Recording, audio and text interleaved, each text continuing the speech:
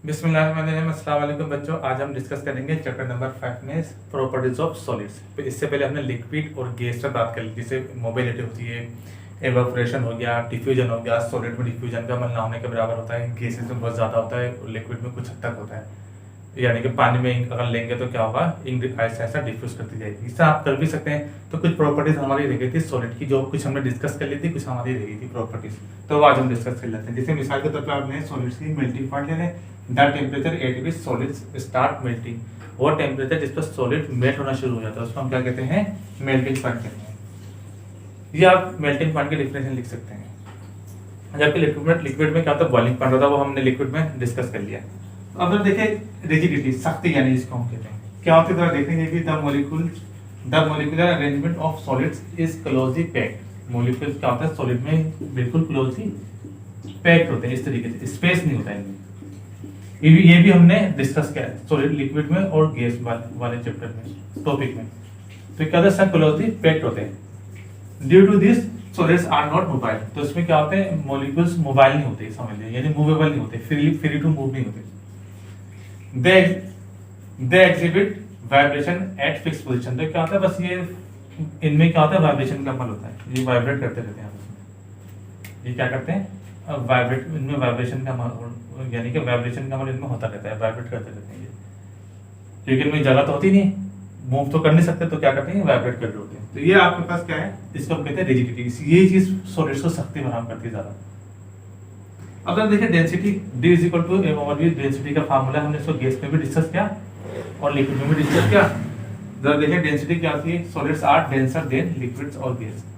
ये क्या होता है, सॉलिड्स क्योंकि इनके मॉलिक्यूल्स के दरमियान, एटम्स के दरमियान जगह नहीं होती, लिक्विड में थोड़ी ज्यादा होती है और गैस में बहुत ज्यादा होती है। जितनी कम जगह होगी उतनी ज्यादा डेंसिटी होगी। तो सॉलिड्स में क्या होता है, डेंसिटी ज्यादा होती है बनिस्बत गैस के और लिक्विड के। अब जब देखिए क्रिस्टलाइन टाइप्स ऑफ सॉलिड भी देख लीजिए। देखिए हमारे पास अरेंजमेंट के लिहाज से, मॉलिक्यूल्स की या मॉलिक्यूलर अरेंजमेंट के लिहाज से हमारे पास सॉलिड की दो टाइप्स होती है। एक लाते हैं क्रिस्टलाइन सॉलिड, दूसरा टाइप लाता है एमोर्फस सॉलिड।